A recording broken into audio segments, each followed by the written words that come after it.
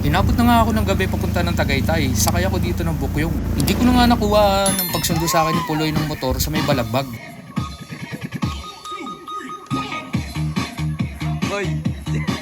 Kaya ko kasama yan, boy. Ha? Sama na, boy. Pagkarating ko nga, inaya muna akong kumain sa loob ng hapunan. Dahil nga sa gutom ay hindi ko na nakuhaan. Pagkatapos ko nga kumain ay lumabas na ako at tinayaan naman ako mag-inuman dito. Eto nga, at nagkasayawan na. Kaya ano pa nga ba ang dapat gawin? Dahil may tama na rin ang epekto ng gin bilog, di sumayaw na rin. Sa totoo lang ay hindi talaga ako marunong sumayaw dahil parehong kaliwete ang paa ko. Pero nga dahil nalasing ka na rin at dahil sa tama ng gin bilog ay nagi ka na rin walang hiya. At eto nga sila Inday, hataw na para bang walang bukas sa pagsasayaw.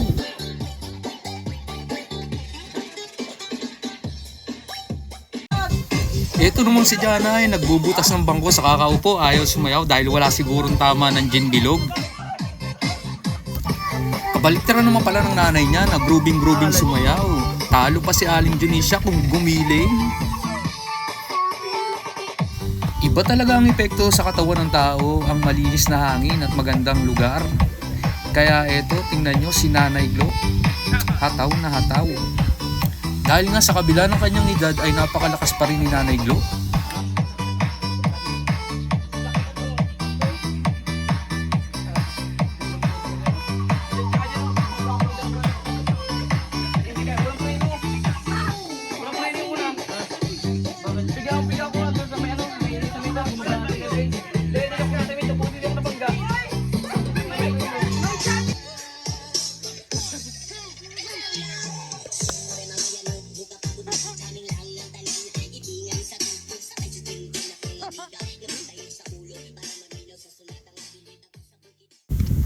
Doon pala ako natulog sa kubo ni Loloy, tapos nagising ako kinabukasan at nagpaalam sa kanya na pupunta muna ako sa kabilang bahay. Napakasarap nga talagang matulog sa probinsya, lalo't na napakalamig ng hangin dito, hindi mo na kailangan ng electric fan.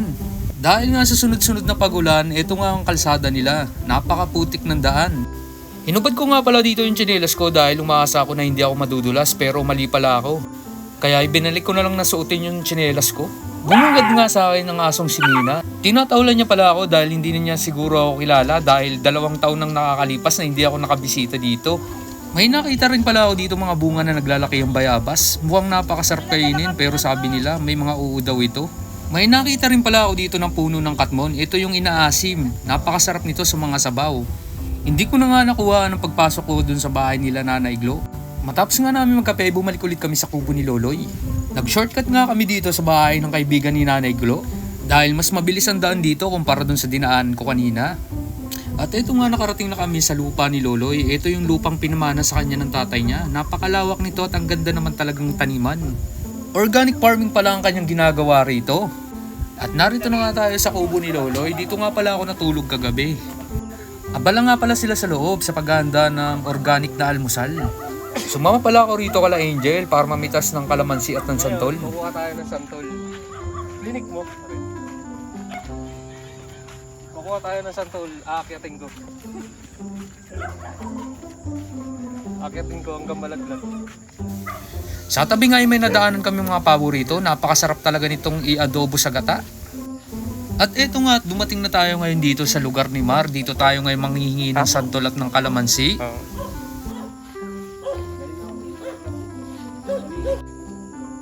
Walang bunga ang santol. Hindi tayo makaka-harvest. Dragon fruits. At eto nga tinumpisa na ni Jomar ang pagsungkit sa puno ng santol. Sabi ko nga sa kanya, huwag muna naming sungkitin ito dahil mukhang hilaw pa ito. Sobrang asim. At eto nga sa kabilang banda ay nagsisimula na si Angel pulutin yung mga nalaglag na sinungkit ni Jana na kalamansi. Dami ba naman yung malaki lang baba?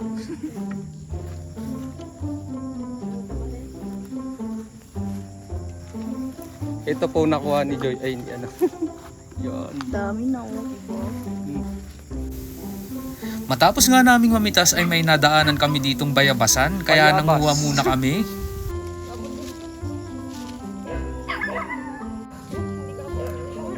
Day, anong inaano mo, Day? Mushroom. Mushroom. Mushroom.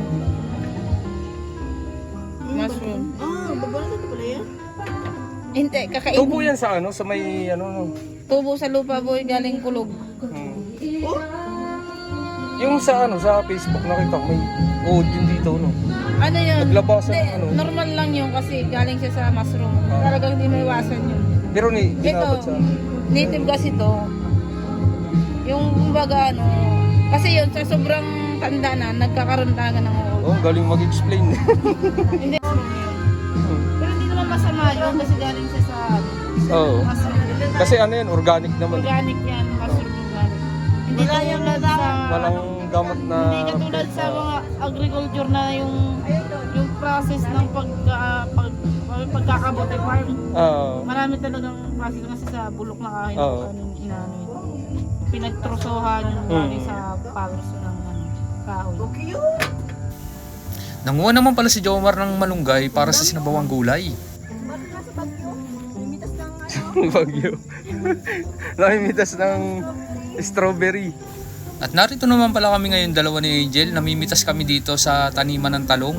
Ayun oh, laki oh. Kung mga health conscious nga kayo, etong talong na to ang bagay sa inyo dahil garantisadong walang halong chemical ito. Organic fertilizer at pesticide pala ang gamit ni Loloy dito. Ang dami oh. Kaya nga eh. Dito free lang. Samantalin natin habang ano, free. Habang libre pa no. Pagdating sa syudad, ano na to, mahal ng kilo. Pagkatapos nating manguha ng talong, dito naman tayo sa may puso, sa pusuan. Bumaba na nga kami rito sa taniman ng mga saging. Sana wala ditong ano, banakon. Alam niyo yung banakon? Alam mo yung banakon, boy? Oh, yun, delikado yun. Ano yun, boy? Susungkitin mo? Ako hawak ng ano. Ikaw magsungkit.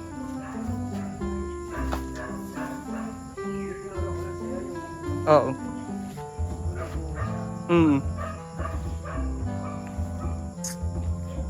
Ah, yung ano, kaong. Kaong ba yan? Ayun oh, may kaong pala dito. Yung nilalagay sa masalad. Ayan. Puno ng kaong. Ayan, kaong yan. Kaya lang na-harvestan na siguro yan kasi parang patay na, papatay na yung kahoy. Susuot tayo sa ano, damuhan para makakuha ng puso.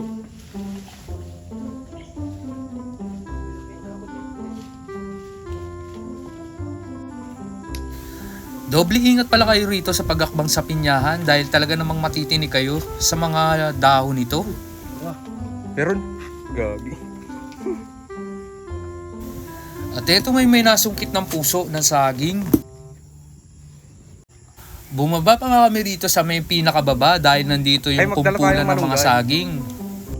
Ito may guyaba no, wala pang bunga. At eto may nakita pa kaming isang puso ng saging. Talaga naman tsatsagain mo lang ang pagsungkit nito para makuha lang ito.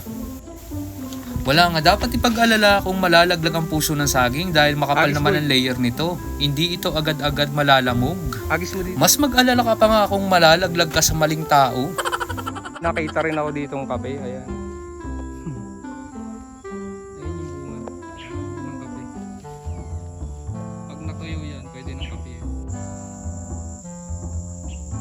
Tingin nga boy. Yun. The best oh. Nginat-ngatan ng ano. Paniki. Ng daga. Oh, laking daga. Mamaya ngangat-ngat ito, malaking dagang tao. At eto may sinimula ng sentensya ni Angel ang nakuha naming guyaban sa baba. Sarap.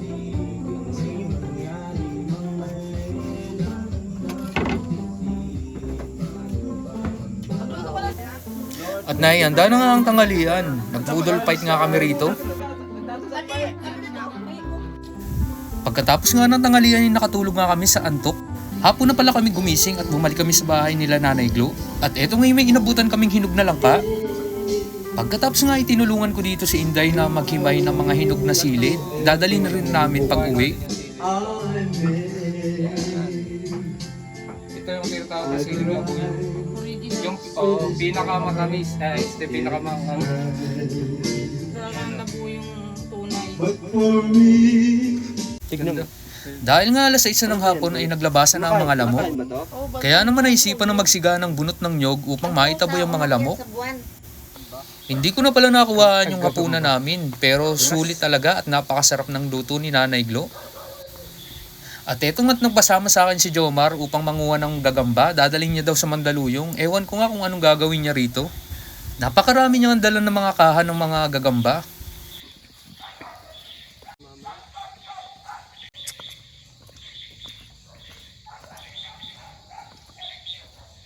Ngunit to, may babalikan ko yan. Yung iba kasi gagawa pala ng bahay.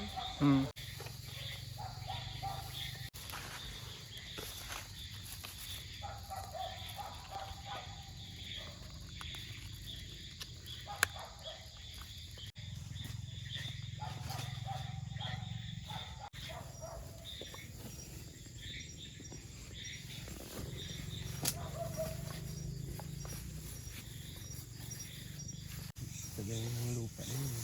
May daanan pa nga. Kumagat sa ito.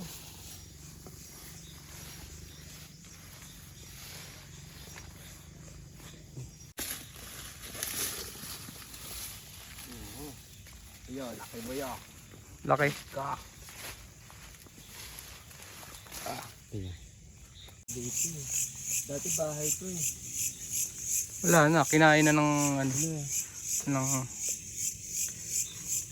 ganyan pag naabando ng ano, ang mundo, nawala ang mga tao sa ano, ganito mangyayari. Kakainin yung mga building ng halaman, no. Ito yung bahay na tinulugan namin dati. Wala na. Giba na talaga siya totally. Ayan. Wala na. Ito nga, di nang binalikan eh.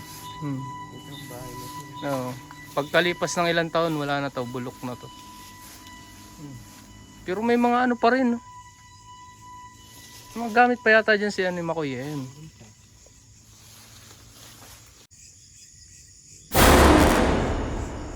Sira na, oh.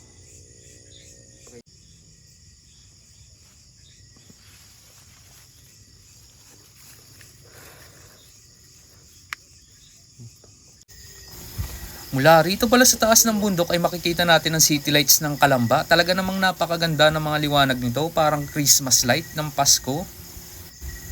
Napakalamig nga ng simoy ng hangin dito sa Toktok. Nakakatuwa nga at may nakita ako ditong praying mantis. Mukha nga nagtataka siya sa liwanag ng flashlight.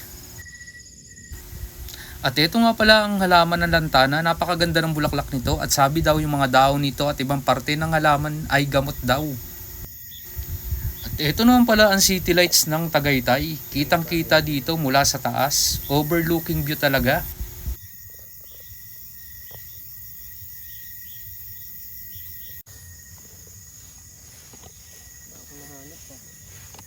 Ligat.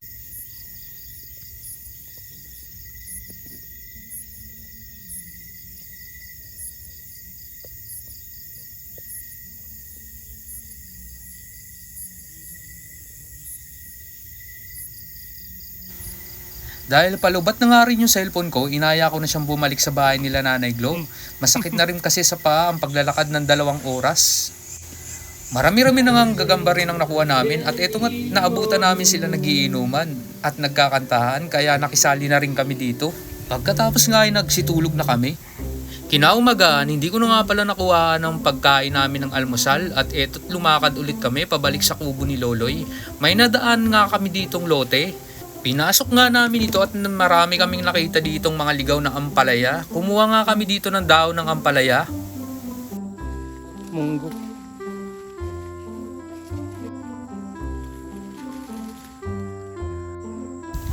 At eto nga may nakita ako dito na mga okra kaya kumuha ako dito. Sayang nga lang at hindi namin naabutan yung iba dahil magugulang na at matatanda na yung ibang okra. Pagkasarap pa man din itong isawsaw sa toyo kalamansi na may sili. Talagang mapaparami ang kain mo dito sa nilagang okra. Naghahanap pala ako sa paligid ng kalabasa pero wala akong nakita. Tanging talbos ng kalabasa at mga bulaklak lamang kaya yun lang ang pinitas ko para dalhin sa binyan. Napakasarap ng ihalo nito sa ginataang hipon. At dahil nga kumidlat kagabi, nagsilabasan na naman itong mga mushroom o kabute, kaya nanguha kami. Mas maraming ang nakikitang kabute sa mga nuno sa punso at sa mga sagingan. Dahil na rin siguro sa taba ng lupa rito at eto nga't nakakuha kami ng mahigit 1 kilo. Napakasarap nga ng kabuti na ito at napakasustansya sa katawan ng tao. Eto nga pala ang kalsada papunta sa kubo ni Loloy. Talagang napakaputik ng daan dahil na rin sa pag-uulan. May nakita nga kami ditong dalanghita. May nakita rin pala kami ditong tubo ng pungapong. Dito sa probinsya, bawal ang arte-arte. Mangunguha naman pala tayo rito ng lemongrass. Buhay ka ng tanglad. Masarap to sa ano, sa... Saan ba yan? Sa tinola. At eto nga't nakakuha na tayo, masarap palang gamitin ang tanglad o lemongrass sa mga may sabaw o kaya naman sa mga gulay. At narito naman pala tayo ngayon sa linya ng mga siling panigang. Kukuha tayo dito para dalin ulit sa binyan. At ayun nga si Inday sa dulo, namimitas rin siya ng mga siling panigang.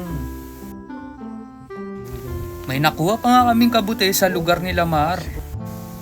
At eto nga pala yung lugar ni Lamar, napakaganda dito, tahimik.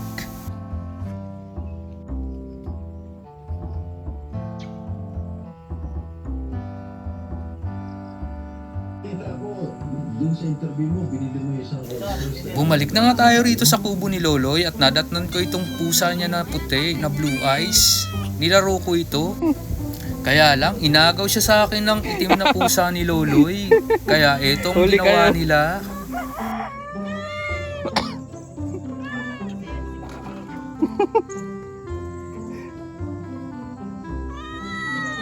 Ang ganda ni ano.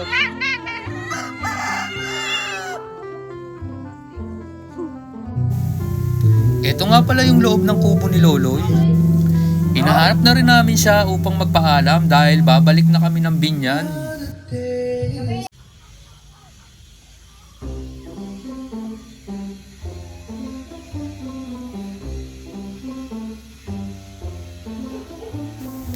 Pagkabalik nga namin sa bahay ni Nanay Glo ay bumalik kami dito sa bahay ni Makoy. Nagbabakasakali kaming makakuha ng pandagdag na guyabano.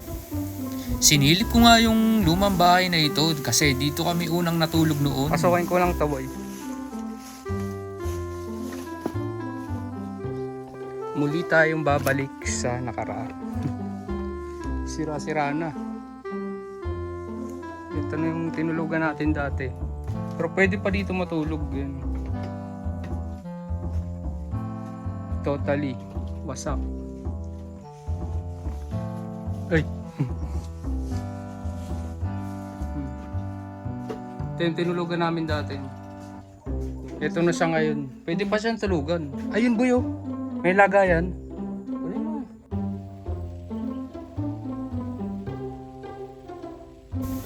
Ito nga pala yung tanim na rosas ni Indang. Malaki na siya ngayon.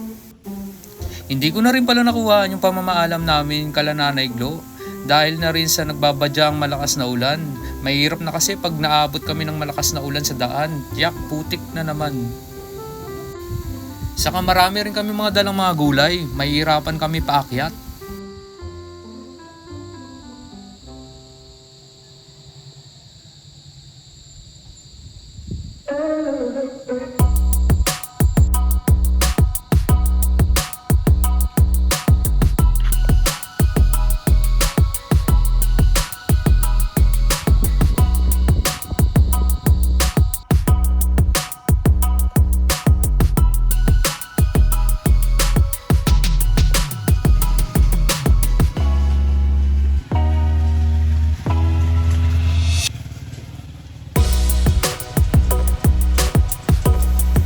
At eto nga naghihintay kami ng tricycle o bukyo papunta sa market.